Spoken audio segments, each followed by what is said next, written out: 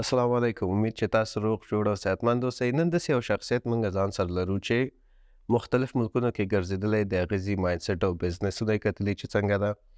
مختلف کاروبارونه یې شروع کړي دي. آنلاین بزنسونه یې شروع کړي دي. یو به حساب نیسو. مکتبونه یې شروع کړي دي خلکو دپاره. یتیمانو دپاره یې کومکونه شروع کړي او ورسره څنګ کې رحمت الله نوروز صاحب. څنګه یې صحت هم قدر په خیر یې. دا ما ځکه ویلې چې دونه کم وخت کې او دونه عمر کې دونه زیات راسته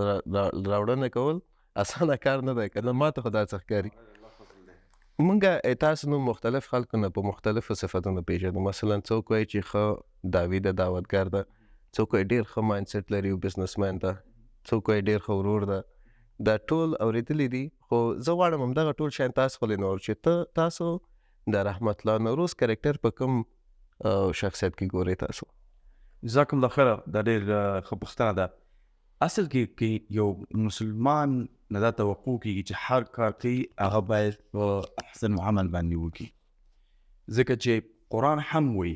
قرآن په سورة ملک کې وایي چې الله سبحانه وتعالی د دنیا د امتحان لپاره پیدا کړې ده، مرګ او ژوند.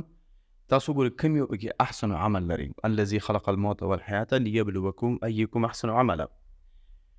نو من چې یو کار کوو دا باید په هغه احسن ډول باندې وشي چې ناممکن دی دنه نور ښه وشي. او یو قصه هم ده، متاسفانه د عالم و د کس نوم ماته یاد نه دی، لیکن دا قصه راته په یاده ده. د یو کس ورته د نجاریو کار راوړو، چون پیسې ورته د کمې ورکړې ده ورته هغه کار وکړو، خو پوه شو چې په حیث مسلمان ما بهترین ډول سره دا کار رده کړی دی، زوروي بیرته هغه کس زنګ وهو چې ته دغه سامان د بیرته راوړه، زه یې صحیح جوړوم بیرته یې درکومه ده، حالانکه ته ماته کمې پیسې راکړي دي، خو باید زما په هغه طریقه باندې تا دا کار وکړم چې دنه بغیر بل بهتره لاره وجود نه لري. بل طرف ته چې وګورو، رسول الله صلی الله علیه وسلم یو پیغمبر په حیث هغه بهترین نبی و پیغمبر د الله سبحانه وتعالی، په یو پلار په حیث بهترین پلار د دنیا و نیکه و، د یو خاوند په حیث بهترین میړه او خاوند د جهان و، چې ته هر یو کتاب کې وګورې په حیث یو دوست په حیث د هر یو چیز وګورې، نو هر چا به دا وایي دا بهترین دوست دی، چا دا بهترین استاد دی، نه دا بهترین پلار دی، نه دا بهترین بابا دی. نو په حیث مسلمان موږ چې هر کار کوو هغه کې باید خپل جد و جهاد وکړو. دا د قرآن د سورة عنکبوت آیات هم چلن دی که تاسو خپل جد و جهاد وکوئ نو الله به انشاءالله که الله لره جد و جهاد وکوئ الله به ته حتما دروازې خلاصي، لاره به ته اسانوي. زما په نظر کوم کارونه ما کړي دا ډېر ناچیز دي او ډېر لاره لا پاتې ده، ډېر سفر پاتې دی، ډېر شیان چې هغه باید اصلاحات پکې راشي، ډېر شیان د هغه باید وشي، لیکن دا زما عادت دی په حیث یو مسلمان، او دا عادت دی سیرت النبی صلی الله علیه وسلم نه ما اخیستی دی چې هر کار زه کوم هغه باید پرفیکټ وي، هغه باید بهتره وي، اقلا زما د انساني امکاناتو مطابق هغه باید داسې وي چې هغه نه زه نور بهتره کولی نشم. بېشک خدای هم نور عمر رسوه. نوروز صاحب ما اورېدلي چې تاسو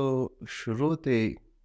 سیټیان د ریکارډینګ نه کړې وه اوله کې. شروع ما د 2010 کال کې کړې وه چې کوم وخت کې ما ډي وي ډیانې او دا لرنینګ ټوټوریلز ریکارډول. زما پلار ته الله اجر ورکړي، زما خپل ځان ته الګو زما پلار دی په شرافت کې، په عدالت کې، په انصاف کې، چې یو سړی ډېر ښه پوزیشن کې وظیفه وکړي، رشوت وانخلي، او د اولاد په تربیه کې، او دا باید یو سړی جدا پوډکاسټ وکړي چې زما د پلار سټراتیجي د اولاد تربیه کې څه شو. د موږ ته کمپیوټر اغوستی و په 2006 کال کې او په 8 کال کې چې په موږ وخت کې په لغمان کې وو چې په ټول لغمان کې کمپیوټر چینو. نو کله ما نه کمپیوټر چې و خراب شو. خراب به څنګه شو چې هغه ته کله ټول اخبار ته راځي لاندې هلته د هغه سپیکر کې علامه ولګېږي چې ګل شه، نو ما مکمل پي سي غاړه شو ننګرهار ته به مړله. هغه سړي به تندی وټکوو دا د خراب کړی دی 2 ساعته بعد راشه، او دا پیسې به رانه واغېستلې، هغه به یې آن کړو، بېرته بیا به روان وم، او دا خدای بنده نه ښوده چې دا دغه لاسپیکر آف کېږي بېرته آن که مشکل حل دی.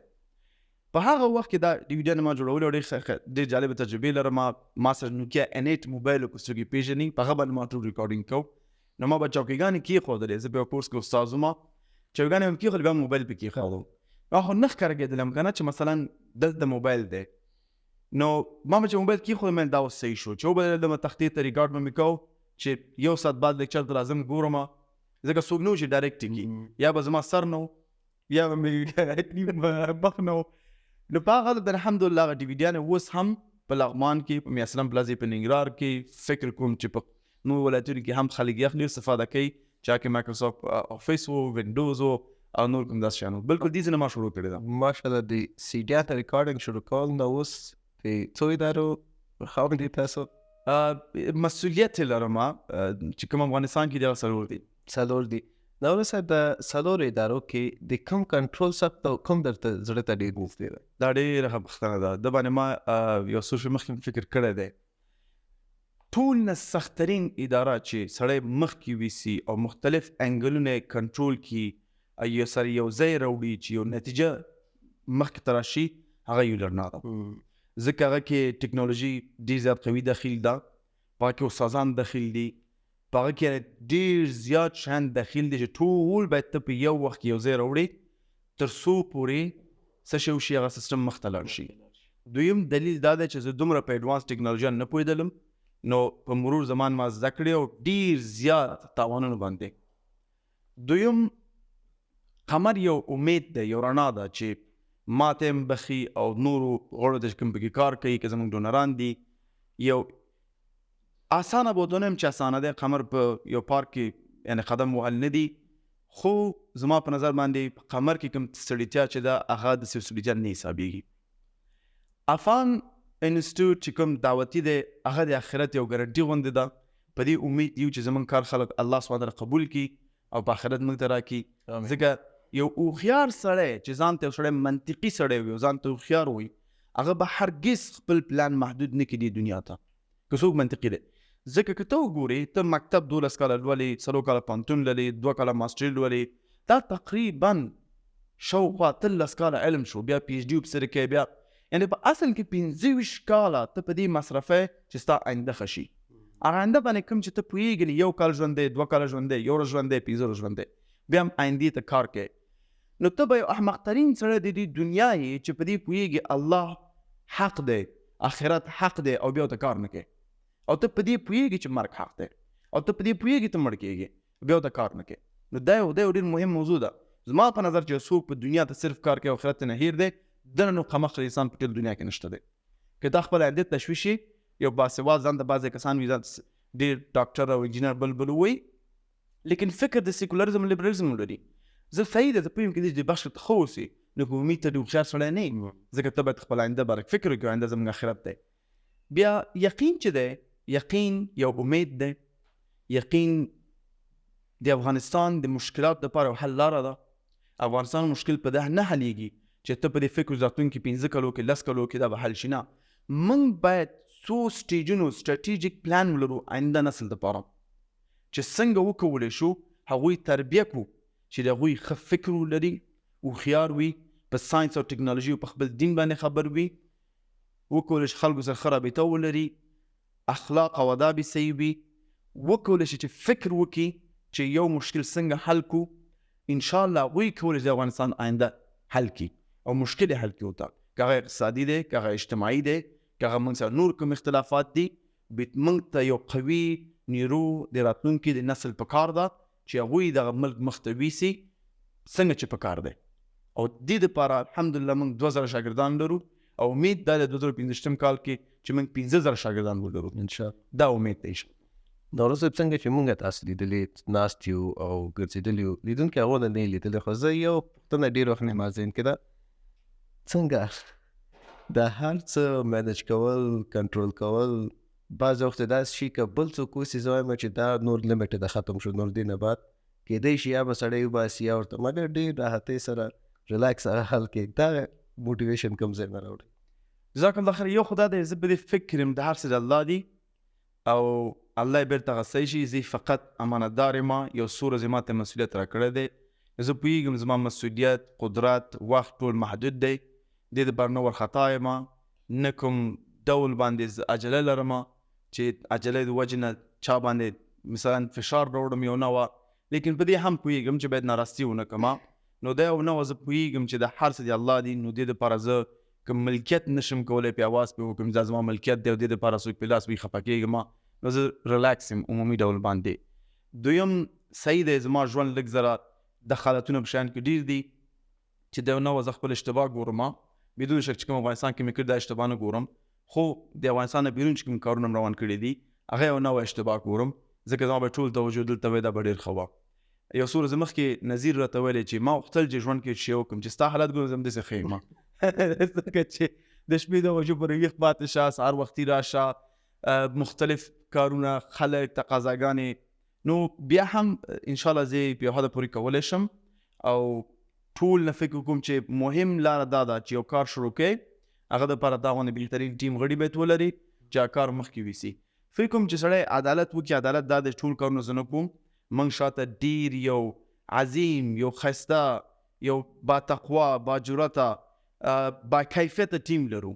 هر ارګان شاته که هغه یقین دی که هغه افان دی که هغه یولرنا ده که هغه خمر دی د دوی ډېر کارونه دوی کې پردې شاته پردې مزه فقط خبرې کومه نو خلک دوی کې ټول کارونه دا کوي ماشاءالله زموږ ټیم دی الله دې اجر ورکړي زموږ پارټنران دي زموږ چې کوم نمایندګان دي په ولایت کې په ننګرهار کې په بدخشان کې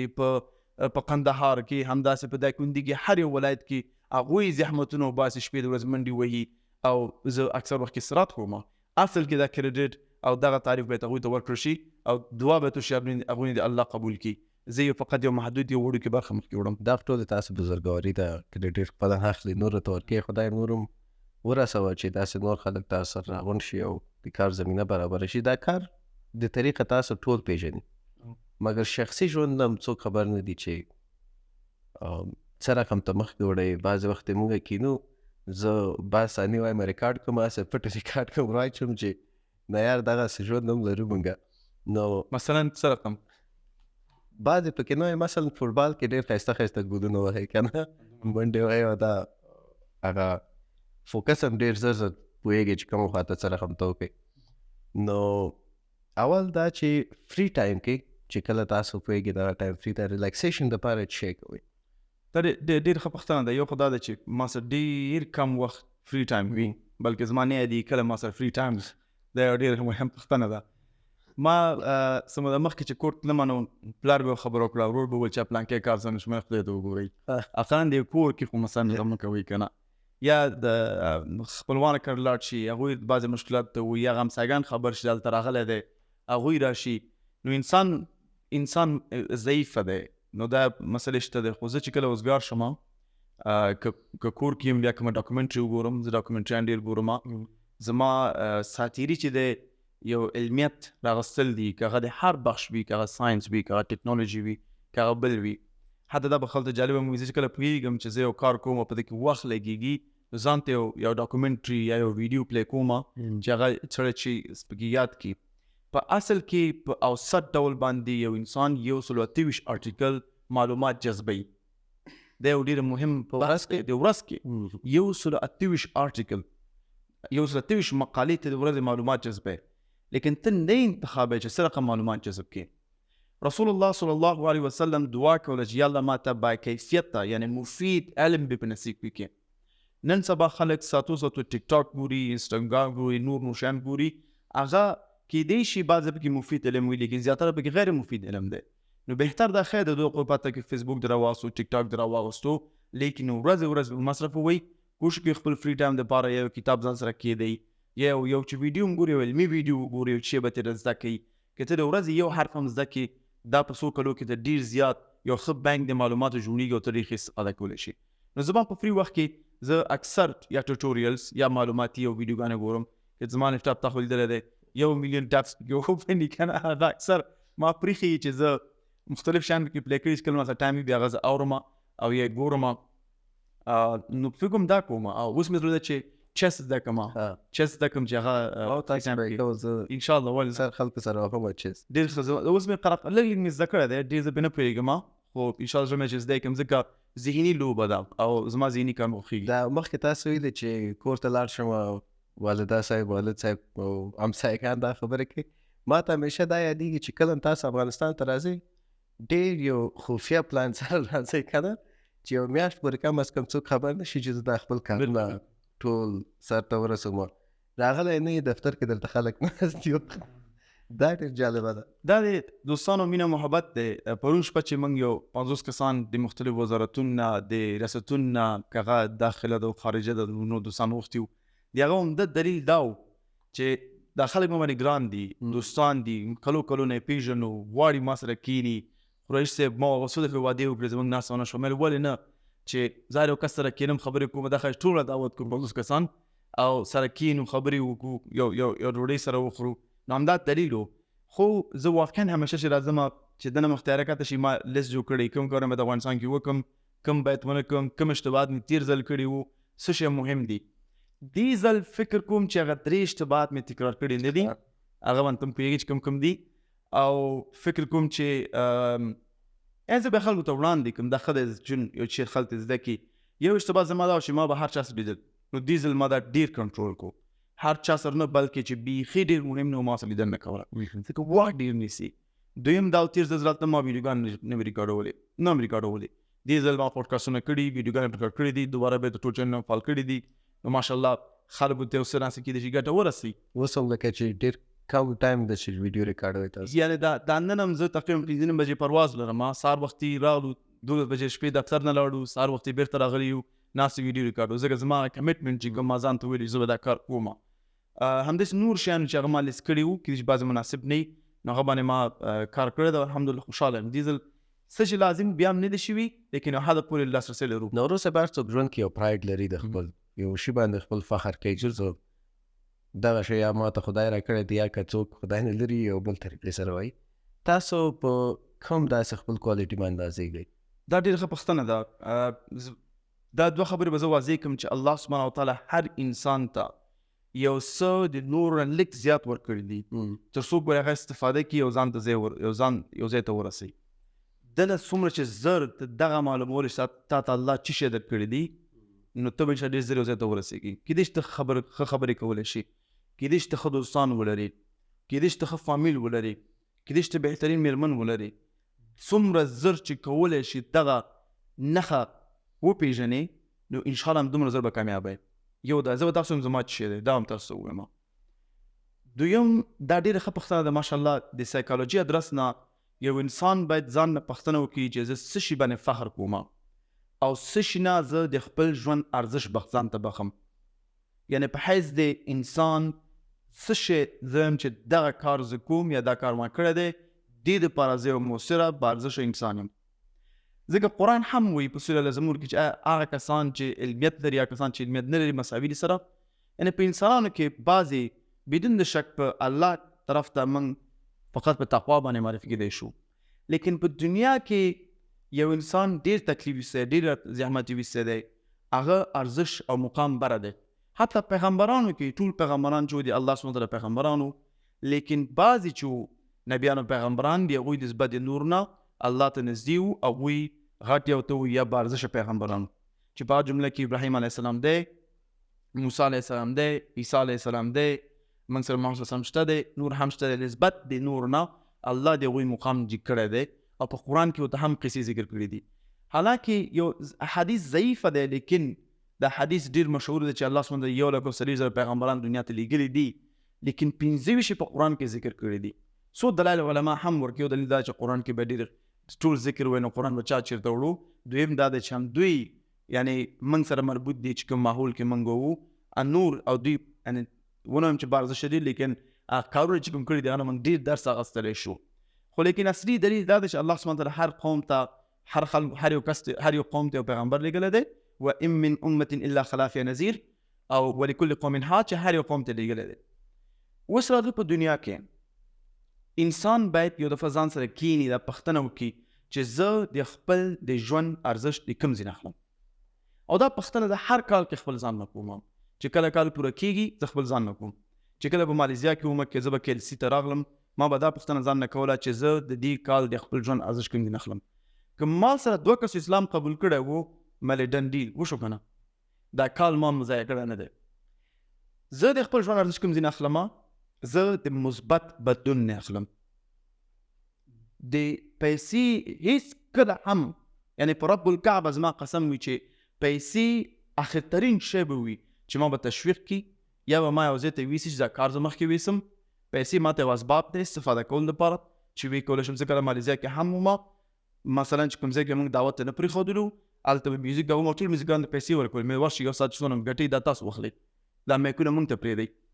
نو پیسې یو خاص باب دی چې سړی ځان هدف ته ورسوي، لیکن هرگز باید یو ستا منبع د شوق تشویق بودن یا ستا د خوځولو نه ستا ځای کې وخوځي مخکې لاړ شي. زه خپل ارزښت د بدلون نه اخلم چې د بل چا ژوند کې مثبت بدلون ګورم، په جامعه کې مثبت بدلون ګورم، په مسلمان کې مثبت بدلون ګورم. والله چې زه یو مسلمان ګورم ښه موټر لري، ښه لباس لري، ښه روان دی، زه پرې خوشحالېږم. حتی چې مسلمان خو ګورم یو ښه رسټورانټ نه، زه پرې خوشحالېږم الحمدلله. زه په مسلمانانو کې په انسانانو کې چې مثبت بدلون ګورم او د هغه بدلون زه یو برخه یم، نو زه پکې خوشحالېږم. او همدا دلیل د فکر کوم د روانشناسۍ ادرس نه چې زه مختلف شیان دخیل یم، ځکه زه غواړم په هر بخش کې بدلون وګورم. ما بر حساب زه 15 کمپنیګانو ادارو یا په هغه کې زه دخیل یم، ته به دې پوهېږې 15 یعنې دا کمې نه دي. او دا زما ارزښت دی، ځوان ارزښت چې اخلم. څه شی ما ته خاص الله را کړي دي؟ ما ته خدای الله سبحانه وتعالی روابط را کړي دي، دا د باندې ما فکر کړی دی. روابط راته را کړي دي او په هغه ادرس زه کولی شم مختلف کارونه وکړم. یا تاسو دنیا ملک نوم واخلئ، ته په دې ښه پوهېږي چې هغه سره الله سبحانه زموږ ته روابط نه جوړ کړی. ارګانونه وګوري یا نور وګوري ماشاءالله. همدې افغانستان کې زموږ یو قوي نیټورک دی. زموږ نیټورک نه هدف کوم سیاسي هغه نه، یعنې د دوستانه او د ورورولي او د خیریت کارونو خلک دي. دویم زه په هر مانځه کې دعا کوم چې الله ماته نیک خلک ولیږي تر څو د جد و جهاد کې ما سره یو ځای شي او کار وکړو. او الحمدلله یعنې بارک الله، تاسو وګورئ چې څومره نیک خلک په دې ارګانونو کې ټول شوي دي، ولایتونو کې ټول شوي دي، افغانستان نه بیرون ټول شوي دي، همکاري کوي. که په هر ملک کې دی، کله د هغوی زه وګورم زه بیخي وشرمېږم، د هغوی نیکي نه، اخلاص نه، تقوا نه سړی بیخي خجالته شي. او چې د هغوی ګورم زه هم کېدای شي الله سبحانه وتعالی دا دعا قبله کړي دي. بېشکه نورو صاحب، د سخت وخت کې چې بیخي یا روحي اوسي یا فزیکي اوسي، دې حالت کې څه شی کوئ تاسو؟ دا ډېره ښه پوښتنه ده. زه په سختو حالات کې دوه کاره کوم. یو دا کوم چې حالت قبلوم څنګه چې دی، زه یم بس دغه شی دی نو بس شی کولی شي. یو دا کوم، بل ځان نه تسلیموم، امید لاسه نه ورکوم، ځکه چې دغه سختي زه په حیث سختي نه ګورم، یعنې دغه مشکل زه په حیث مشکل نه ګورم، دا زه په حیث یو امتحان ګورم. دې کې اول او دویم پکې شته که نشته چې اول دا کوم بیا دا؟ اول یې قبلوم، ځان تسلیت ورکړم چې ولې دا کار ما سره کېږي او زه داسې یو خو نعوذ بالله بعض خدای فقط زه لیدلی یم او کله به دا راحت راځي او څنګه چل به کېږي. لیکن دا به ته قبول کړې ورور چې دې دنیا کې دا دنیا تعریف دی همداسې دی. وایي دا چې کومي که نه، دا چې کومي همداسې یي، خبره ختمه. یعنې ته به دلته معصوم او مسؤلیت په ښکاره نه کړې، ته معصوم نه یې. اول یې قبول کړه چې هر حالت دی دی. دویم دا ومنه چې دا مشکل نه دی، د الله امتحان دی. او په حیث د امتحان چې بیا الله نه دعا وکړه، عباداتو کې تهجد ته پاڅېږه، لمونځونه وکړه، ښه پلان جوړ کړه، په حوصلې مخکې لاړ شه. انشاءالله الله سبحانه وتعالی چې دی په قرآن کې وایي ان الله يحب الصابرین، ان الله مع الصابرین. په دویم بل آیات کې وایي الله صابرین سره مینه کوي، او الله سبحانه وتعالی چې مونځ کوي په تقوا سره، په عاجزۍ سره دعا کوي، الله د هغوی مشکل حل کوي. نورو صاحب اوس ماشاءالله یو ځي ته رسېدلی چې یو خپله نوم یې مونږ په حساب یو برانډ ده، که خپله یې منې یا نه منې هغه یې تاسو خوښه ده. دا هر برانډ ځان ته یو کوټ لري، تاسو کوټ څه شی ده؟ ما خپل په انسټاګرام کې هم لیکلي دي چې په انګلیسي مې لیکلي دي I will not stop till the day I meet you in Jannah رسول الله. زه یم د نورستان نه، په نورستان کې د نورګرام ولسوالۍ د پشګر قریې د پرک کلي، زما کلي ته په 2023 کال کې سړک نه تللی. لیکن الله سبحانه تعالی چې دا څومره امکانات را کړي دا کېدای شي امتحان وي، او زه په دې امتحان کې په دې هغه کې د شمانه پوښتنه وشي او کېږي به بدون شک چې دا تا څنګه استفاده کو. نو ما ویلی دي چې ما ژمنه کړې ده چې زه به هېڅکله خپل د جد و جهاد د الله په لاره کې ونه درم تر څو پورې چې تا سره زه ملاقات ونه کړم د ورځې د جنت کې رسول الله. دغه زما یو شعار دی او موټیویشن دی. ځوانان چې کله غواړي یو کار شروع کړي یا بزنس اوسي یا هر څه چې اوسي، خو یو شي باندې شروع کوي چې زه به دا کار کوم، دوی بعضې وخت یا تر سره یې کړي، زیاتر خلک منځ کې پرېږدي، زیاتر خلک نه پوهېږي چې دا څنګه شروع کړي. زه نه وایم چې تاسو ورته لاره وښایئ خو دې ته به م نصیحت شوی وي چې دا پاتې نه شي پکې. اول زما نصیحت دا دی چې ځوانانو کې همدا یو مشکل زه ګورم دوی ډیسایسیف نه دي. ډیسایسیف زما هدف ته چې فیصله نشي کولی. که ته چې د یو کس د مشوره اخلي ته مشوره اخلي، که ته دویم کس نه د خپله موضوع شریکي هغه نظر اخلي ته وضاحت غواړي. که ته دریم کس ته ځې ته ور قصې کوې، دریم کس ته باید کار وکړي. یعنې ستا په تاوان د څه شی دی؟ ته د موره چې پیدا کړې څه شی سره اوس تشویش ما نه به چېرې لاړ شي. بسم الله مخکې لاړ شه، توکل الله. من استخاره لرو، استخاره وکړه، توکل الله لرو، توکل وکړه، بسم الله مخکې لاړ شه. د قایم نه شي، دویم دریم څلورم که قایم شي که نه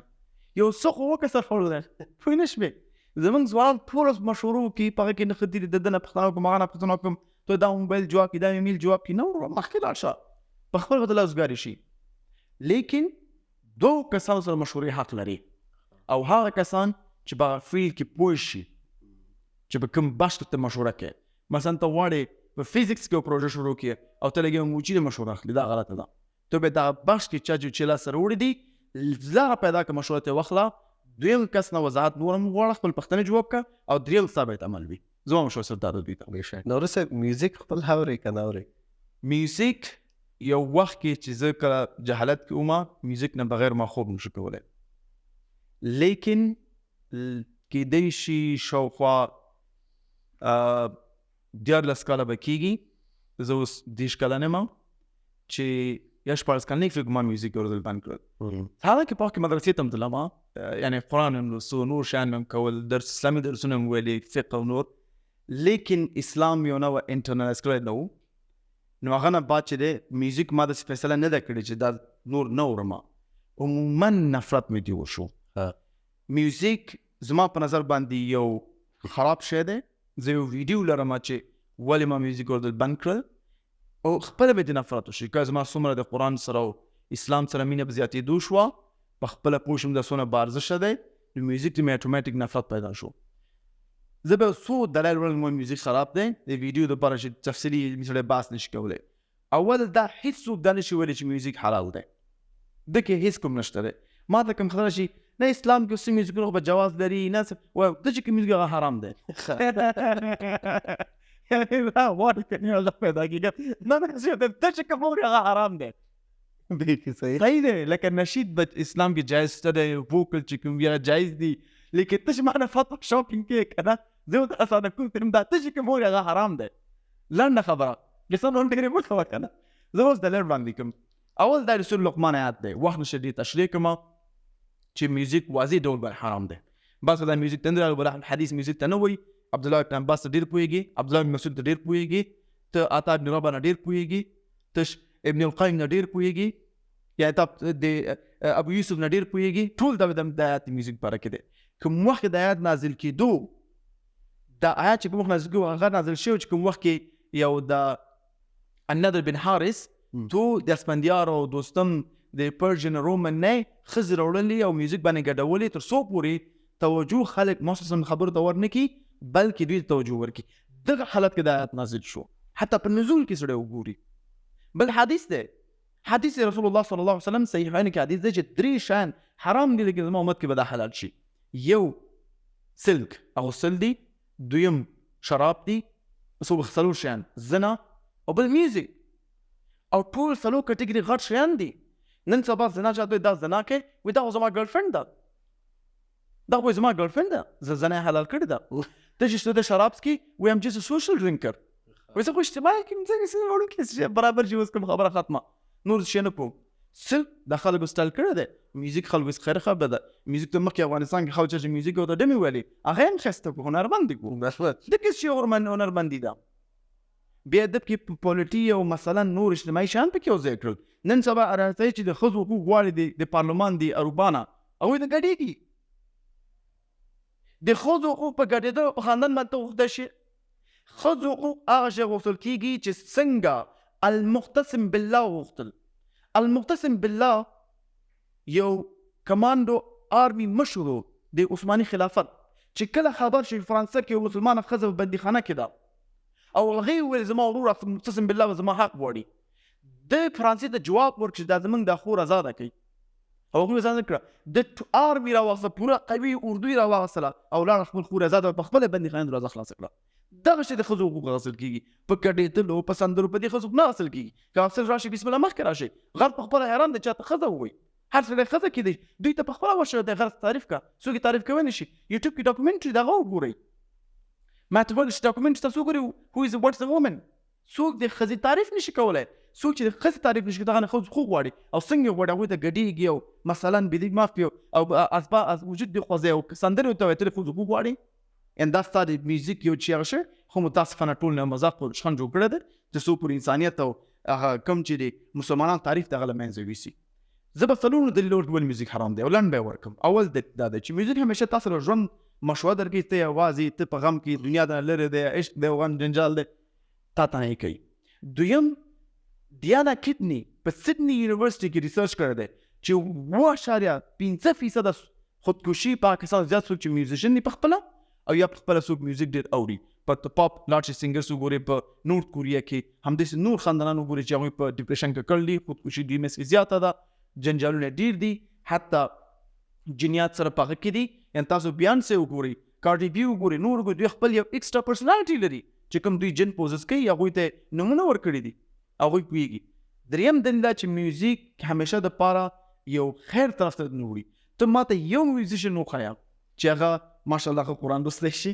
هغه ماشاءالله په دین کې ښه مسلمان وي هغه ماشاءالله ښه د جامعې ته خدمتګار وي څوک به ښودلی شي. ته غواړې ستا یو اولاد د پلانکي میوزیشن په شانتې شي نه غواړې نو بیا په خپله ورو. آخري دلیل دا دی چې میوزیک سره کوم نور شیان یو ځای دي چې هغه ډانسینګ دی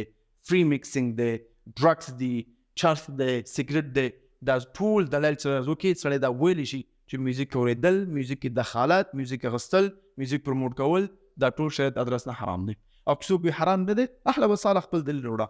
قل هاتوا برهانکم ان کنتم صادقین که ته وایې زه صحیح یم ثبوت که ځان ثبوت کړه صحیح هېڅ مشکل نه دی.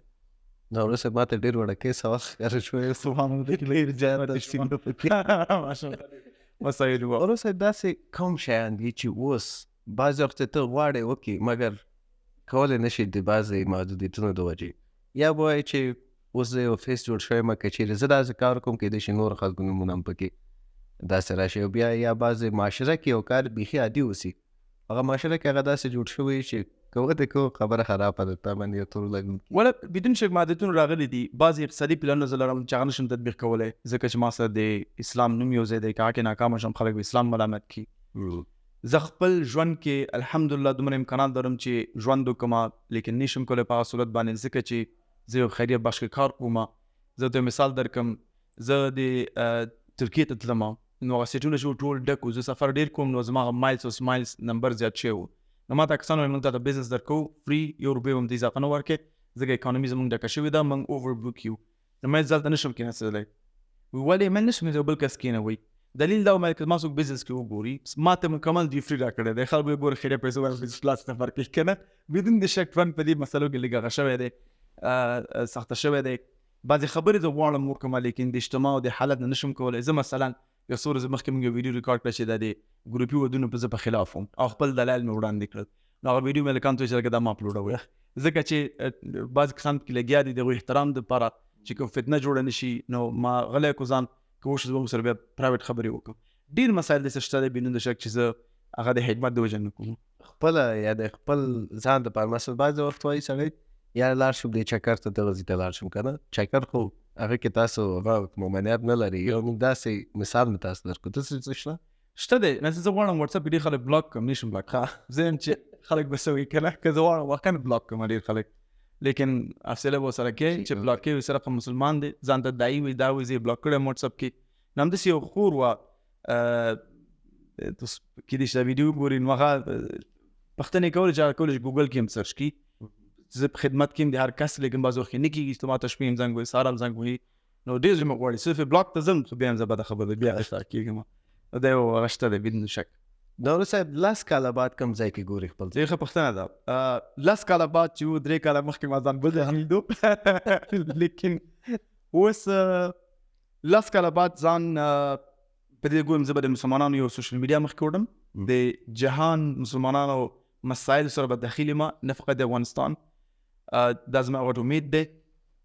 دویم دا ګورم چې قمر به یو اورګان وي چې هغه به د افغانستان په اقتصاد کې تاریخ کې په بدلون کې یو ډیر مهم رول لري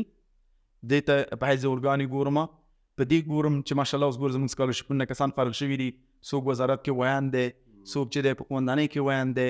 مختلف پوزیشن تللی دي نو دا ګورم چې اقلا یو سره کې تېرېږم چې یو څو کسان مې ودرېږي چې وزیر قمر سکالرشپ نه یا دیز ته رسېدلی یم نو دا غواړم چې لس کاله بعد وګورم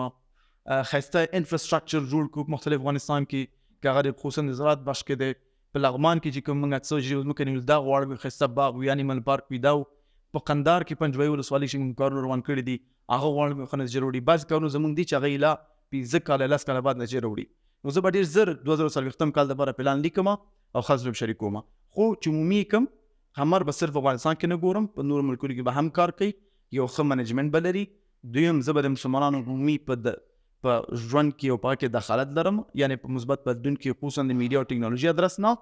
او دریم چې ځان ګورم چې افغانستان کې دومره بدلون راوسوي چې اقلا یو سره کې تېرېږو څو پنځه کسان هم ودرېږي چې ولا دغه بدلون نه زه مستفید شوی یم انشاءالله او دا هم تاته ووایم چې الحمدلله یو څو ورځې مخکې مې راپور وشو چې افغانستان کې موږ 1 میلیون کسان سره کومک رسولی دی او 1 میلیون کسانو ته هم کومک ورکړی نو دا هم د خوشحالۍ خبره ده اچیومنټ ده انشاءالله نو وروسته خپله تاسو ډاکومنټریانې زیاته ګورئ عموما ځوانان ډاکومنټریز دونه نه ګوري یا موویز یا سیریز ګوري که نه که چیرې سجسټ کوئ نو کوم داسې موویز یا سیریز به او که نه کوئ ولې نه کوئ ډېره ښه پوښتنه ده ما د نیمار یو مووي سجسټ کړی وه چې په نیټفلکس کې وه بیا موږ څو دوستان سره کېناستېدو هغه مووي نه یو قسم یو ترکش هغه وه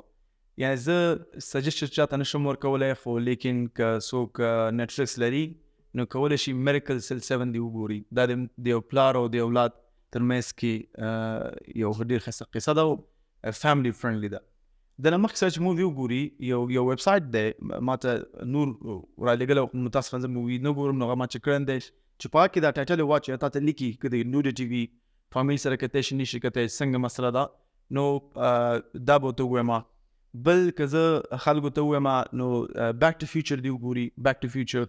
ډېر یو ښه مووي دی چې هغه نه بعد فلش کپاسیټر منځته راغی دا یو زما په نظر یو ښه مووي کیدی شي نور زه مووي ډېر ریکمنډیشن نه لرم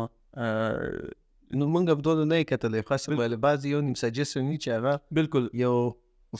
که فریم تیر کې یو څه ته نه زده کوي سړی یعنې زما په نظر ایموشنلی میریکل سیل 7 میریکل سیل 7 یو ترکش هغه ده یو عجیب هغه یې ډک کړی دی او نه غواړم خلکو ته سپویل کړم ودې ګوري بیک ټو فیوچر ښه و بعضې ته نور که شی مې ذهن ته راشي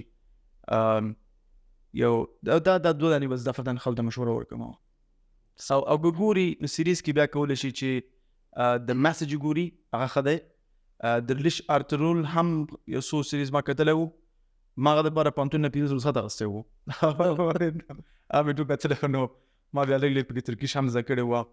خو باید په دې پوه شي چې هغه د اصلي حقیقت سره لږ زر فرق کوي ځکه چې په سیریز دا ښکاره کوي چې ارترول غازي ارترول نوان سره مخامخ جنګ کړی او په تاریخ کې نوان او غازي ارترول سره نه مخامخ شوي او سادتین کوپک چې کوم هلته ښکاره کړی دی هغه بیتون شم ډسکس و لیکن بعضې تغیرات پکې شته دی یعنې دوی باید همیشه دپاره یو سیریز نه هغه نه تاریخ روانخلي تاریخي مسله وانخلي خو لیکن کولی شي ډېر څه زده کړي بیا زه لاړم کونیا ته په انتالیا طرف نه ترکیه کې چې تاریخ تازه کوم کوم ځای کې دوی ترګوت چې مثلا حکومت کو په سعود کې د بیا شان وروسته وکړه نو صاحب زه ما دلته یو څه نوټ کړي وو چې دا تاسو کارمندانو باره کې ده که نه زه نوم اخلم مهرباني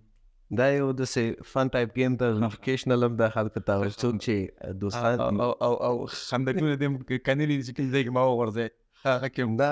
پوهېږم ورته ځان بچولی شي نه وګورو انشاءالله نوم اخلم اولینی لغت کوم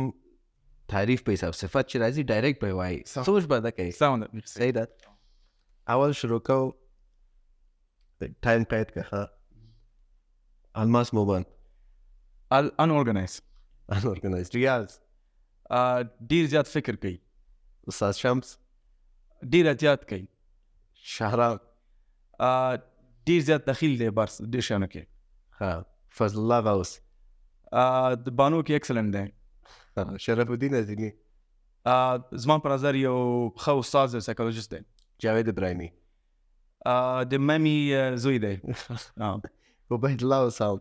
یو انسایټفول هوښیار او باتقوا انسان وحید الله جیش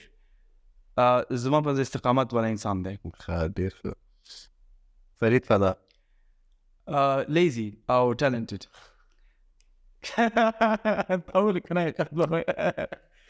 په لیزی په حساب کې دی ویلي خو جنرالي د جوګه کې د سلو په مینه محبت ساتي یو بل دا خاګر باندې لوپ ختم شو اوس راځم زه صفات وایم تاسو به نو وایي ها صحیح مثلا برانکستر